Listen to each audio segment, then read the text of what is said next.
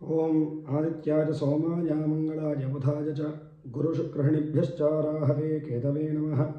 आदित्याय नवग्रह देवता ब्रह्मणे नमो नमः। శివాయ గురవే నమః। ప్రేక్షకులందరికీ కూడా నమస్కారము। నేను మీ హరిహర శర్మ। ఈ యొక్క మార్చి నెలలో రాబోయేటువంటి 25వ తారీఖు 2024న హోలీ పండుగ రోజు మన భారతదేశంలో చంద్రగ్రహణం ఉందా లేదా, ఇది పెద్ద టాపిక్ అయిపోయింది।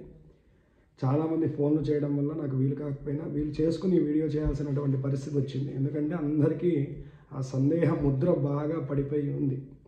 హోలీ పండుగ చేసుకోవాలా లేదా అనేటువంటి సంసిద్ధంలోకి అందరూ వెళ్ళిపోయారు।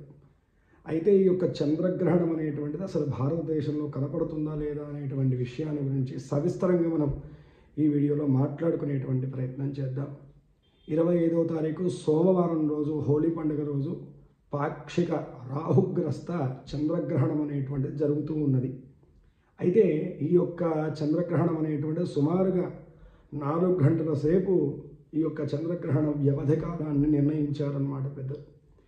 అయితే కన్యా రాశిలో హస్త నక్షత్రంలో జరగబోతున్నటువంటి ఈ యొక్క రాహుగ్రస్త చంద్రగ్రహణం అనేటువంటిది మన యొక్క ఇండియన్ టైమింగ్స్లో తీసుకుంటే కనుకను ఉదయం 10:41 నుంచి 3 గంటల మధ్యాహ్నం 3 గంటల 1 నిమిషం వరకు మన ఇండియన్ టైమింగ్స్లోనూ ఈ యొక్క గ్రహణ వ్యవధి కాలాన్ని నిర్ణయించడం జరిగింది। ఇక్కడే క్లారిటీ వచ్చేసింది కదండి। చంద్రుడు ఎప్పుడు ఉదయిస్తాడు మనకి హీనపక్షం ఇప్పుడు ఎండాకాలంలానే ఉంది కాబట్టి 6 గంటల కాంతే చంద్రుడు కనపడేటువంటి అవకాశమే లేదు। కాబట్టి ఈ యొక్క ప్రశ్నకు అందరికీ జవాబు దొరికిందని నేను అనుకుంటున్నాను। చంద్రగ్రహణం అనేటువంటిది భారతదేశంలో లేదు। ఎక్కడైతే కనుక గ్రహణము కనపడుతుందో, గ్రహణము యొక్క ఛాయ భూమి మీద పడుతుందో ఆ ప్రాంతంలో మాత్రమే చంద్రగ్రహణ నియమాలు అనేటువంటివి పాటించాలి। ఇది అందరూ గుర్తుంచుకోవాల్సిన విషయం। ఇక్కడతో అందరికి క్లారిటీ వచ్చింది కదండి। మరి ఎక్కడ చంద్రగ్రహణం జరుగుతుంది? ఈ యొక్క ప్రాంతంలో మన భారతీయులు అన్ని చోట్ల వ్యాపించి ఉన్నారు కదండి। మన వాళ్ళు, మన బంధువులు ఎవరో ఒకరు అక్కడ ఉండి ఉండొచ్చు। సరే, వాళ్ళకైనా సరే ఈ యొక్క విషయము ఉపయోగపడుతుంది అనేటువంటి భావనతోటి ఏ ప్రాంతాల్లో అసలు ఈ యొక్క చంద్రగ్రహణం అనేటువంటిది జరుగుతుంది అంటే కనుకను Australia, Africa, north America, south America, Atlantic ocean, అలాగే పెసిఫిక్ మహాసముద్ర ప్రాంతాల్లో ఈ యొక్క చంద్రగ్రహణ ప్రభావం అనేటువంటిది ఉన్నది। సరే, ఇండియన్ టైమింగ్స్ తెలుసుకున్నాం కదా। అసలు గ్రహణం జరిగేటువంటి చోట ఏ యొక్క సమయాల్లో ఈ యొక్క గ్రహణం జరుగుతుందంటే కనుక రాత్రి 7:03 నుంచి 8:32 వరకు కూడాను ఈ యొక్క గ్రహణ కాలం అనేటువంటిది వ్యాపించి ఉన్నది। అయితే ఈ యొక్క గ్రహణం యొక్క ఇంపాక్ట్ అనేటువంటిది కేవలం ఎక్కడైతే కనుక గ్రహణం జరుగుతుందో ఆ చోట్ల మన వాళ్ళు ఉంటే కనుక, అది కూడా ఈ రాశి వాళ్ళు, గ్రహణ దోషం ఉన్నటువంటి రాశి వాళ్ళు ఉంటే కనుక శాంతి చేయించుకోవడం మంచిది।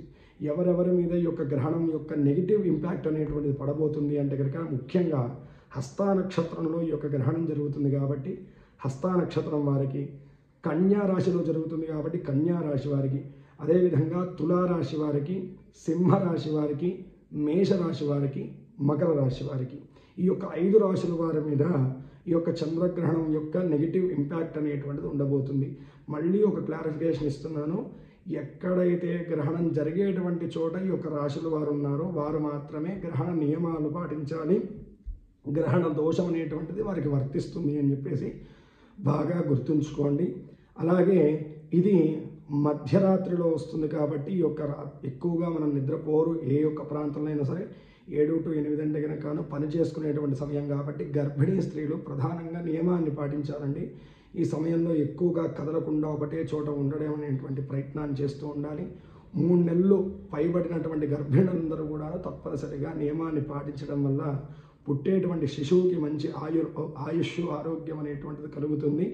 ఈ యొక్క సమయంలో ఎక్కువగా ఓం నమ శివాయ అని కానీ లేకపోతే శ్రీమాత్రే నమః అనేటువంటి ఈ యొక్క మంత్రాన్ని గర్భిణీ స్త్రీలు చాంటింగ్ చేసుకుంటూ ఉండడం అనేటువంటిది చాలా మంచిది। ఈ యొక్క గ్రహణం అయిపోయిన తర్వాత గర్భిణీ స్త్రీలు, అలాగే ఇందాక మనం చెప్పుకున్నటువంటి రాశి వాళ్ళందరూ కూడాను ఆ ప్రాంతాల్లో ఉన్నటువంటి వారు విడుపు స్నానం అనేటువంటిది ఖచ్చితంగా చేయాలి। 8:40 తర్వాత ఎప్పుడైనా సరే విడుపు స్నానం చేయొచ్చు, లేదంటే కనీసం మరుసటి రోజైనా సరే తల స్నానం చేయాలి।